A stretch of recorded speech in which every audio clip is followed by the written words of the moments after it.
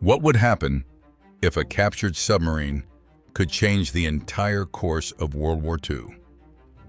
In 1944, American sailors did the unthinkable.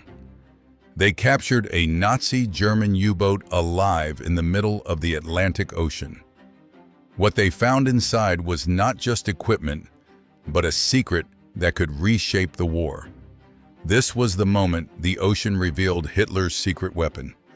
Stories about wartime submarines have always captured our attention. So today we bring you a true story. And without further delay, let's dive in together. At 11:15 a.m. on April 9, 1944, Lieutenant Commander George Castleman stood rigid on the bridge of the USS Pillsbury when he saw it 700 yards off his starboard bow, a German U-boat breaking the surface. 10 months in command, dozens of depth charge runs, and not a single capture.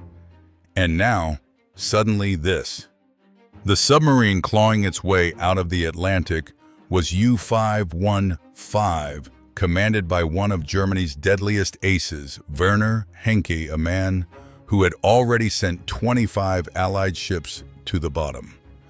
More than 600 men, women, and children had drowned when he torpedoed the British troopship Ceramic in December 1942. Now his boat was crippled, forced up after hours of relentless depth charges from Pillsbury and her sister ships.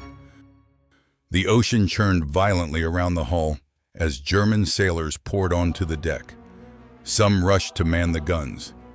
Others didn't hesitate. They jumped straight into the sea. Castleman didn't wait. He gave the order and Pillsbury erupted. So did the USS Pillsbury.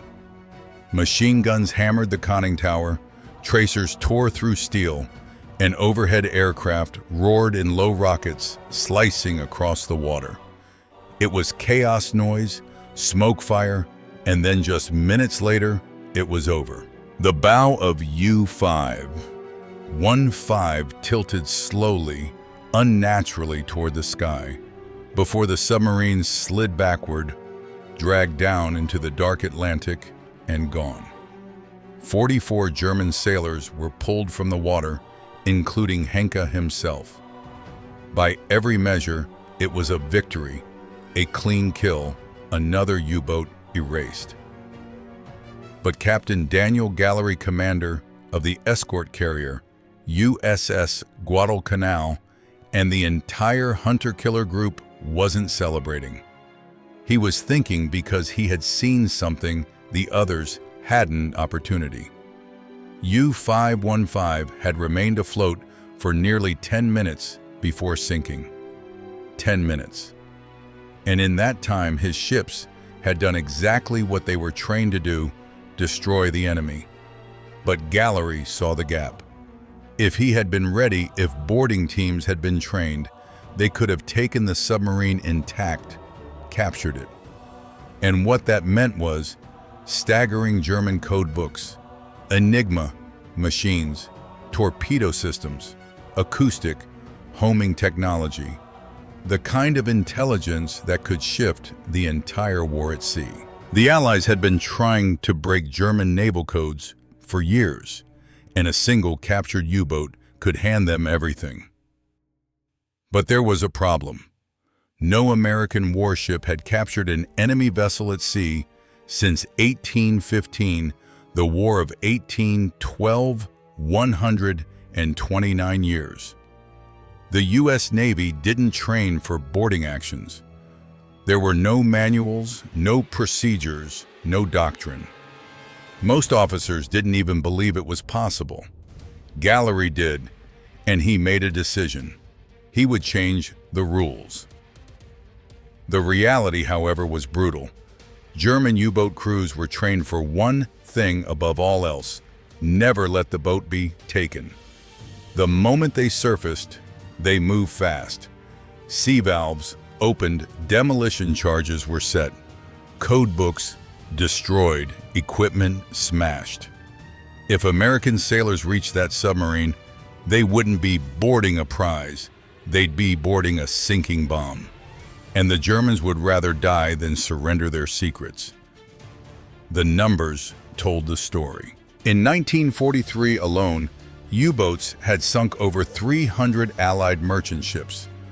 For American destroyer escorts, the mission was simple: find the submarine and kill it before it kills you. There was no time for hesitation, no room for experiments. Every second a U-boat stayed afloat was another second it could fire. Castleman's Pillsbury was an Edsall-class destroyer escort, 1,200 tons of steel, armed with 3-inch guns, depth charges, and hedgehog mortars, built for one purpose: hunt and destroy, not capture. But now the orders had changed. Gallery commanded Task Group 22.3, and every ship would form a boarding party. Every crew would train. They would prepare for something the U.S. Navy hadn't attempted in over a century.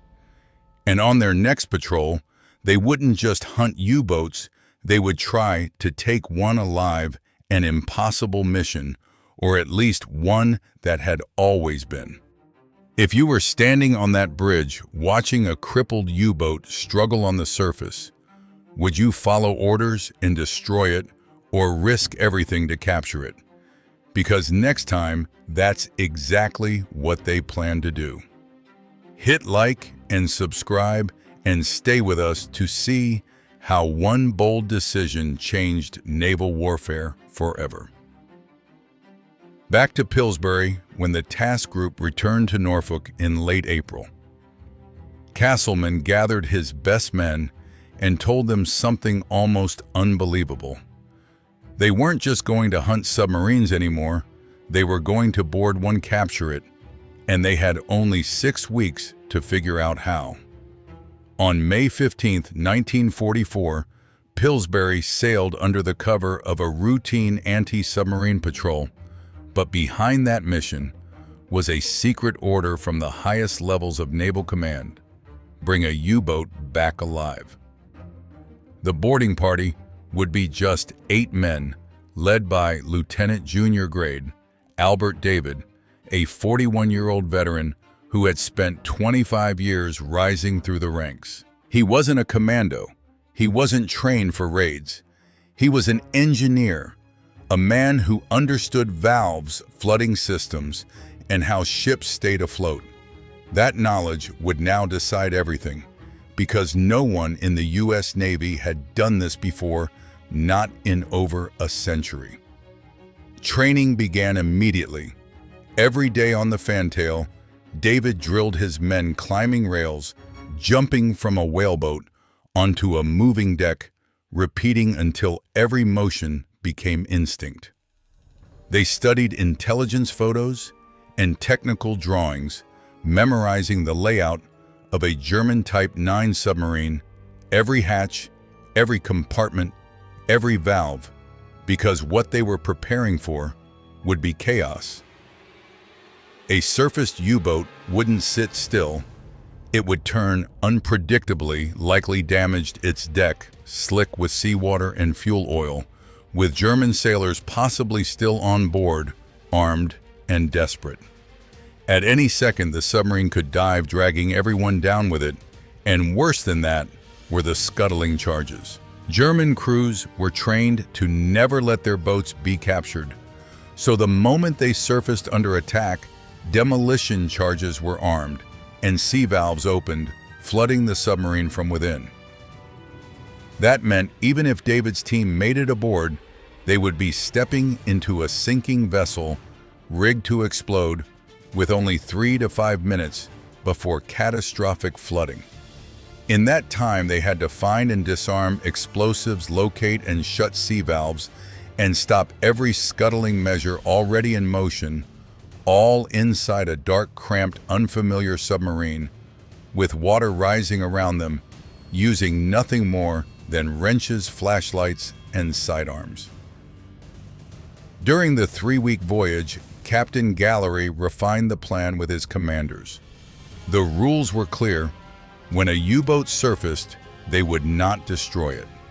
Ships would fire only small caliber weapons, just enough to drive the German crew overboard, while aircraft strafed the deck to suppress resistance, but avoided hitting below the waterline. The objective had changed completely: wound the submarine, don't kill it. And in that narrow window, Pillsbury would move first. Castleman kept his whaleboat crews ready at all times, engines primed, men waiting. The second a U-boat surfaced, David and his team would launch racing toward a target that could sink or explode at any second.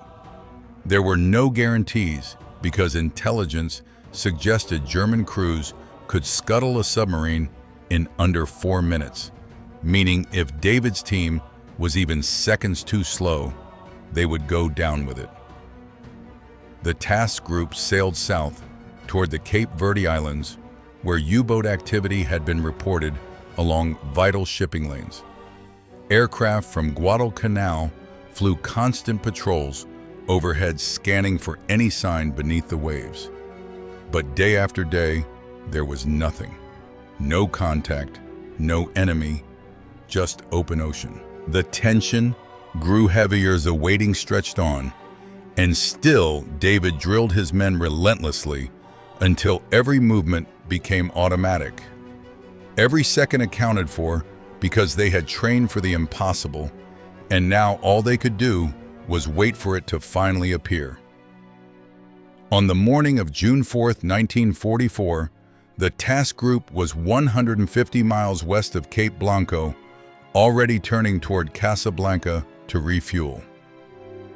The patrol seemed finished until 11:09, when a sonar operator aboard USS Chatelaine reported contact bearing 045, range 800 yards.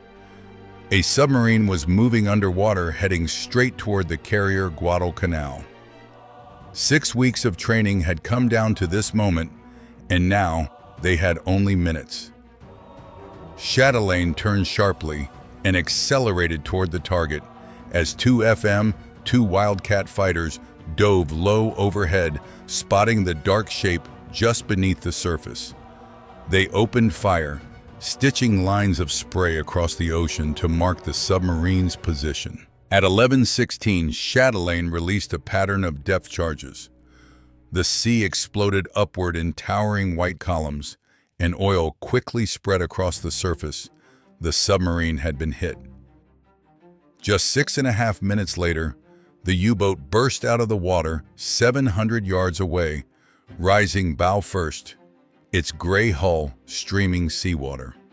The conning tower was scarred, the rudder jammed, and the lights were out.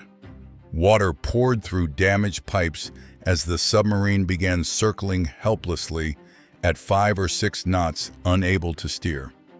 German sailors rushed onto the deck, some trying to reach their guns, but they never had the chance. The escort ships opened fire immediately.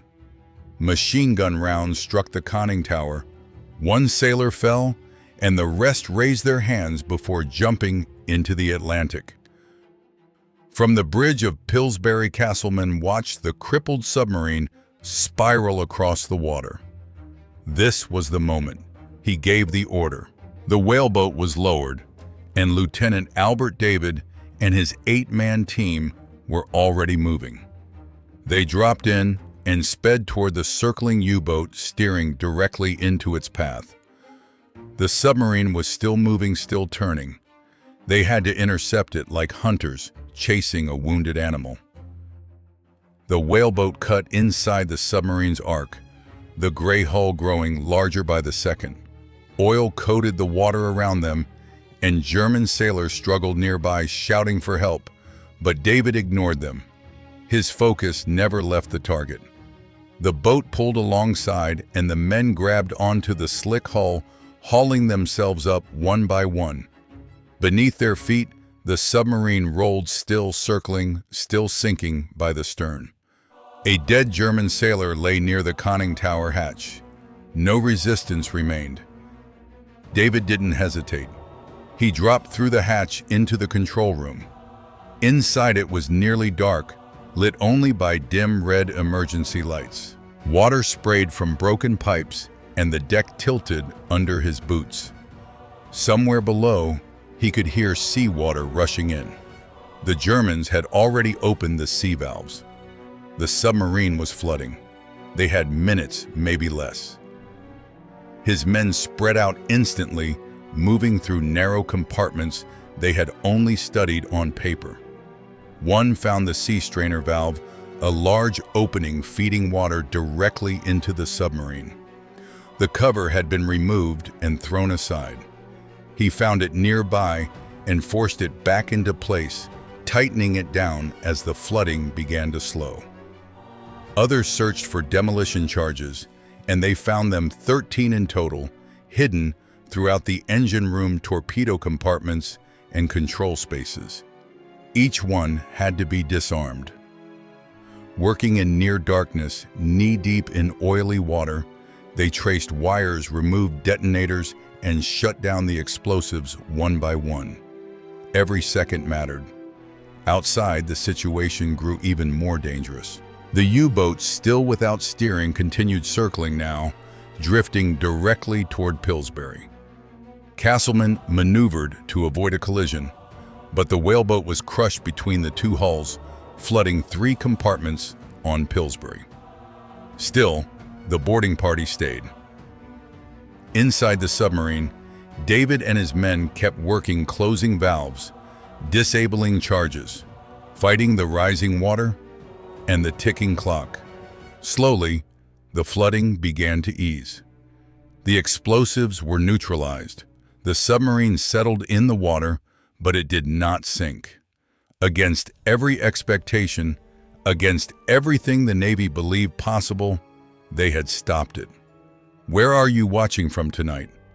Are you in the United States, the United Kingdom, Canada, Australia, Germany, or somewhere else in the world? Drop your country and city in the comments so we can see just how far this story has reached. At 11:30, a second boarding party arrived from Guadalcanal, led by Commander Earl Trocino, the carrier's chief engineer. When he came aboard, he found David's men still deep inside the submarine, moving through flooded compartments and pulling demolition charges from hidden corners. They had captured a German U-boat, but now they had to keep her alive. Trocino got to work immediately, crawling through dark, oil-slick compartments filled with rising water. Before the war, he had been a merchant marine engineer, but he had never seen anything like this. The Type 9 U-boat stretched over 250 feet, divided into 11 compartments, filled with unfamiliar systems labeled in German. Nothing was clear, so he traced pipelines by hand, following them through bilge water until he understood how everything connected. The situation was critical. The stern was already underwater, and depth charge damage had ruptured pipes and tanks. Seawater continued to seep in through dozens of leaks. If they couldn't stop it, the submarine would sink within hours. Trocino took control, directing men to key valves, identifying working pumps, and improvising repairs. Slowly, the flooding began to stabilize. At the same time, David's team uncovered something even more valuable: intelligence. They found 2 intact Enigma cipher machines, complete with rotors along with stacks of code books, signal logs, and operational charts mapping U-boat patrol zones.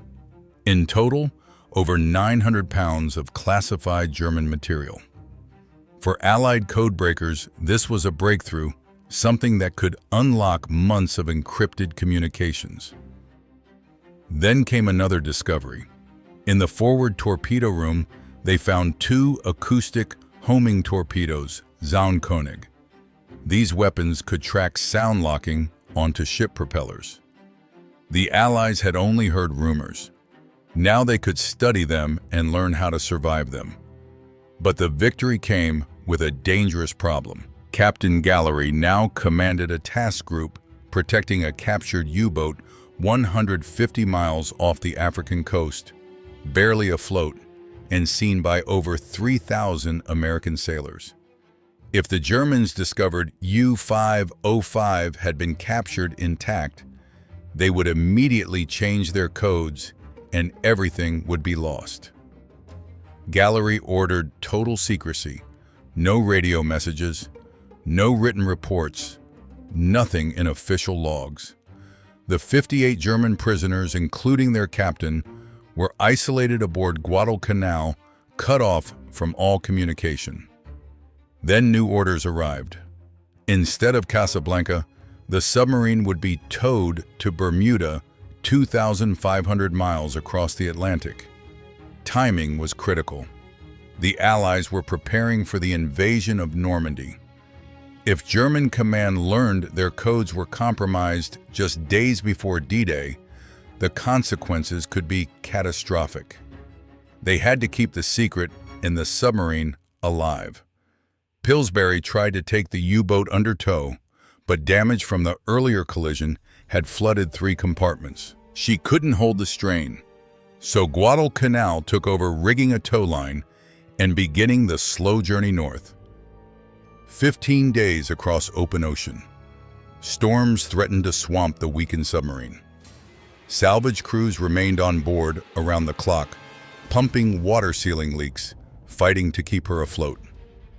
Eventually, the fleet tug, USS Abnaki, took over towing duties, but the danger never disappeared. At any moment, the submarine could still sink and take one of the most valuable prizes of the war down with it.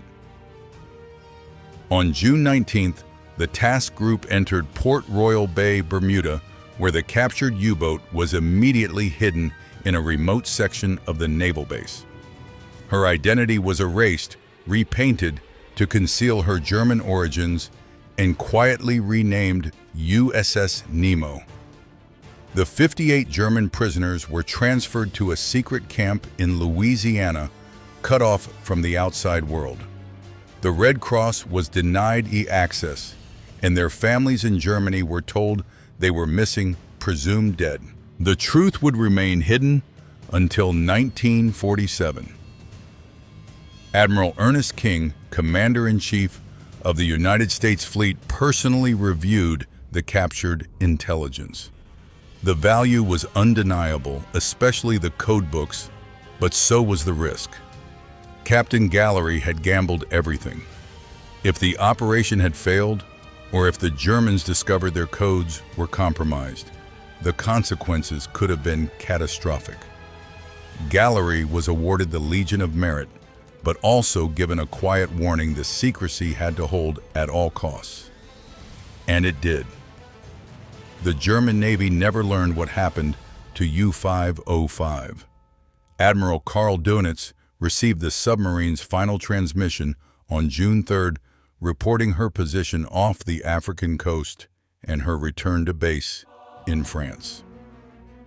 After June 4th, there was only silence. But in 1944, that was nothing unusual. U-boats disappeared constantly. Dönitz assumed she had been destroyed like so many others. He made no changes to German codes, issued no warnings, and continued operations as normal. That decision proved critical. Across the Atlantic, the silence held.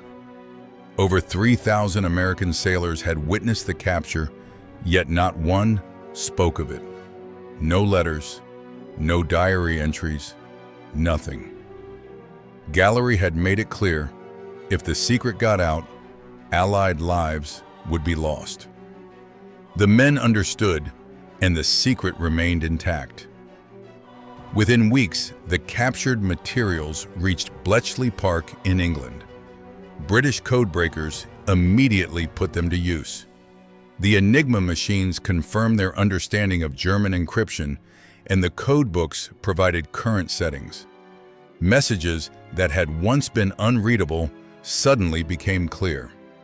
The Allies could now track U-boat positions, predict patrol routes, and anticipate attacks before they happened. Convoys adjusted course. Hunter-killer groups struck with precision. The balance in the Atlantic shifted. The captured torpedoes proved just as important. At the Naval Ordnance Laboratory in Washington, engineers dismantled the German acoustic weapons and discovered how they worked. They tracked the sound of ship propellers. Within months, the Navy developed countermeasures, noise-making decoys called Foxers, which drew the torpedoes away from their targets. German crews noticed the sudden failures. They reported them. Donat suspected the Allies had adapted, but never realized the truth. He believed the knowledge came from a defective torpedo, not a captured submarine, and so the advantage remained hidden. Through the summer and fall of 1944, U-boat losses mounted. New submarines entered service with snorkels, allowing longer submerged operations. But it no longer mattered. The Allies knew where they were going before they arrived. Aircraft hunted them. Hunter-killer groups intercepted them at sea. The Battle of the Atlantic, once a desperate fight threatening to cut Britain off, was effectively over. After repairs in Norfolk, Pillsbury returned to service within weeks. By late summer, she was back on patrol with Task Group 22.3, but the ocean had changed. German U-boat activity in the central Atlantic had collapsed.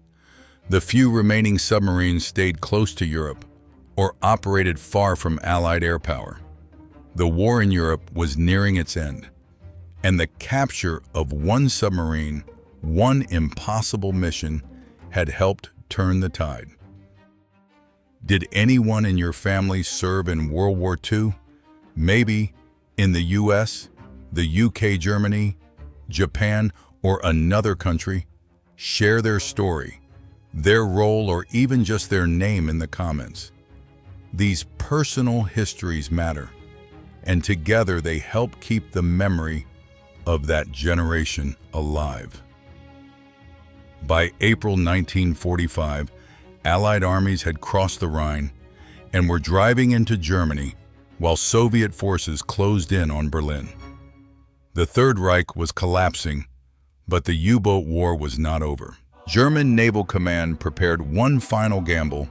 Long-range submarines would cross the Atlantic and strike the American coast, a desperate attempt to prove Germany could still threaten the enemy homeland.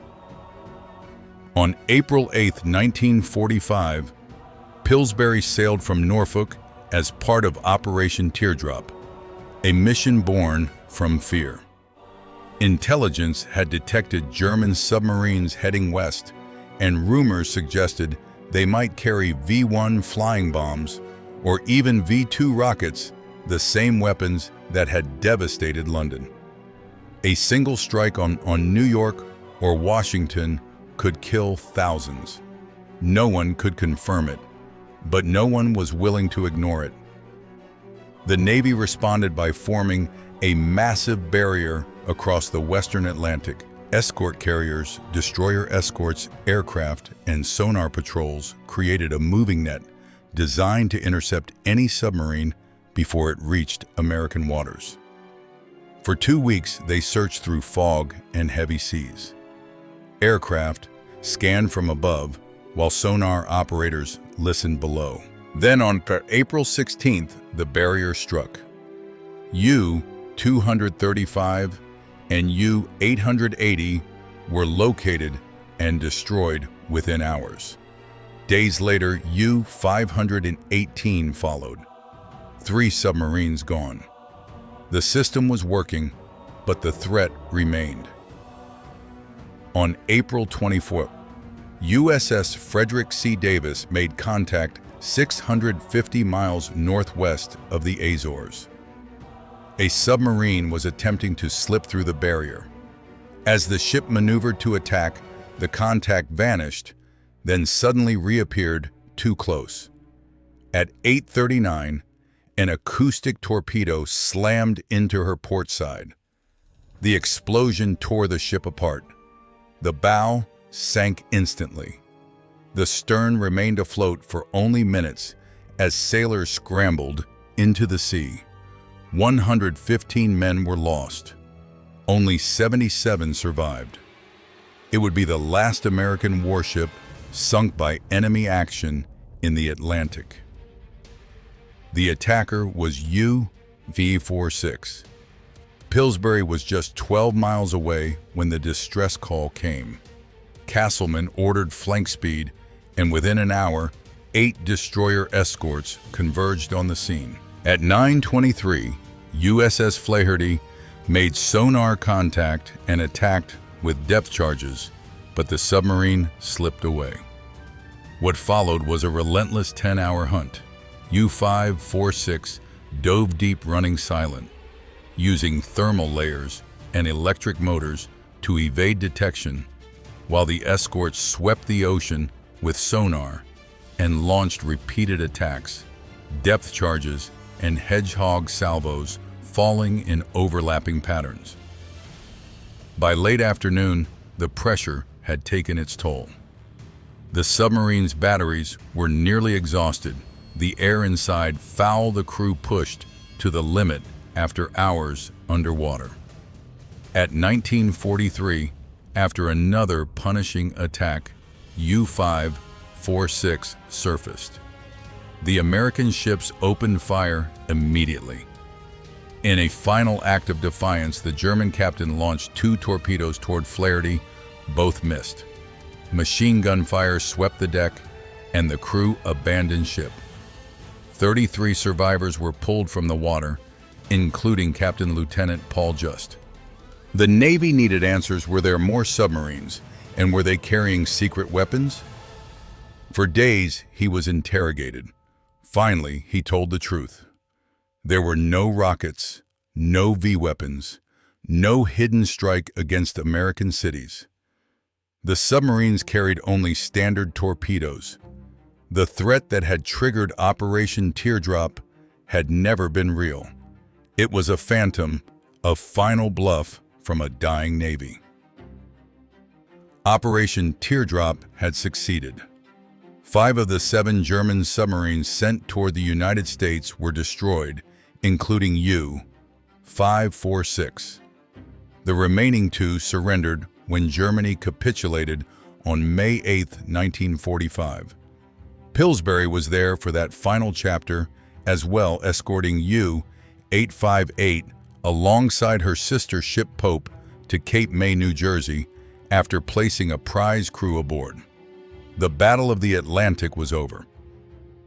In just 13 months of combat, Pillsbury had built a record no other American warship could match, helping destroy 2 German submarines and capture a third. U-515 had been one of Germany's most successful U-boats, responsible for sinking 25 Allied ships, totaling over 150,000 tons, until Pillsbury's depth charges forced her to the surface.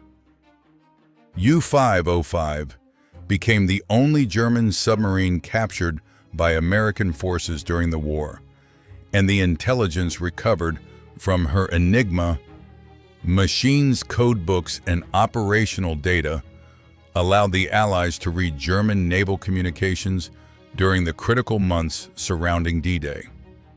And U-546, the last submarine to sink an American warship, was hunted down in a relentless 10-hour pursuit that Pillsbury helped bring to an end. The Navy recognized the achievement with the Presidential Unit Citation awarded to Task Group 22.3 for the capture of U-505.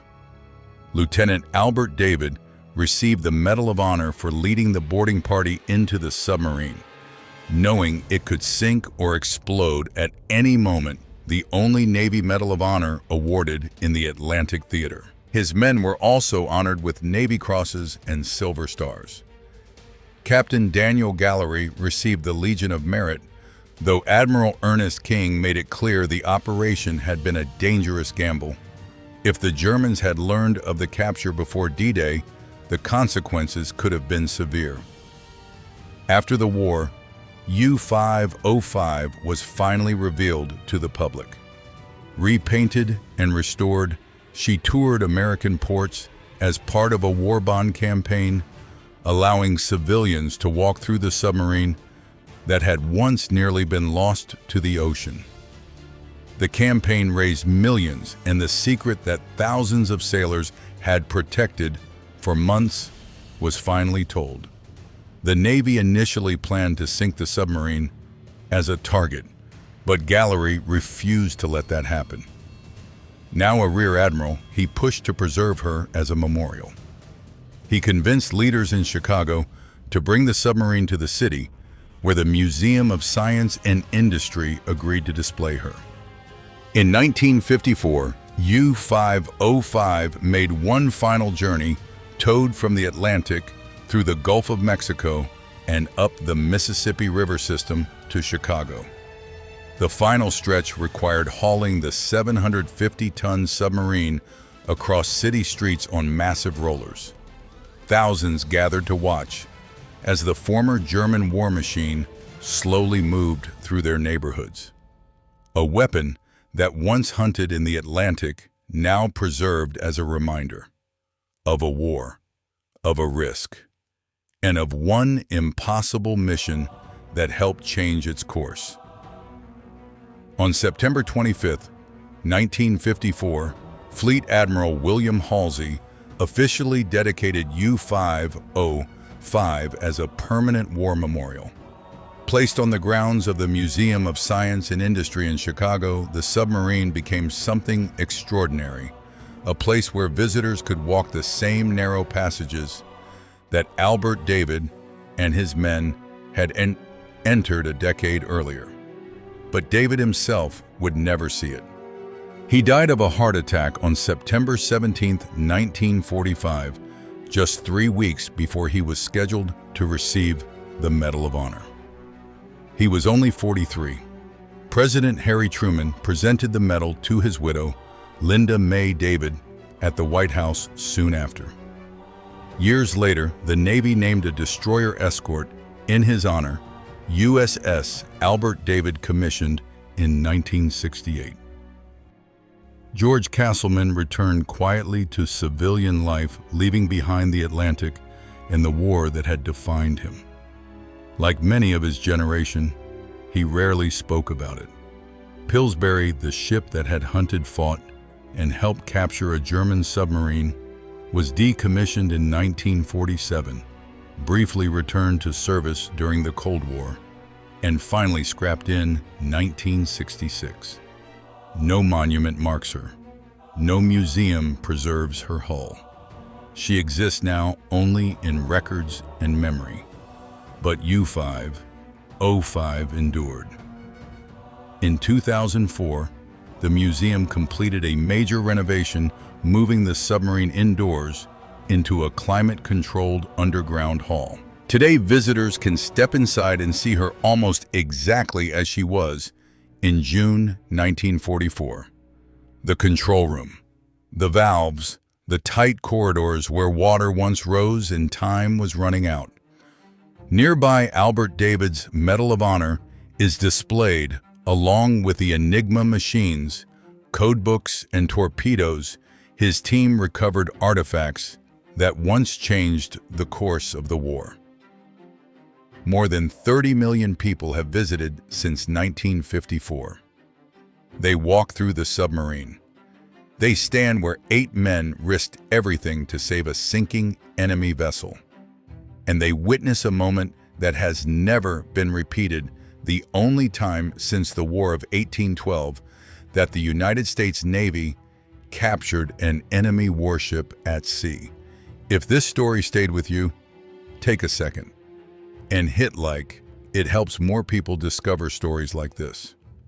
Subscribe and turn on notifications if you want more real, untold moments from history. And before you go, drop a comment. Where are you watching from? Are you in the United States, the United Kingdom, Canada, Australia, or somewhere else? And if someone in your family served during World War II, share their story. Because these stories only live on if we keep telling them.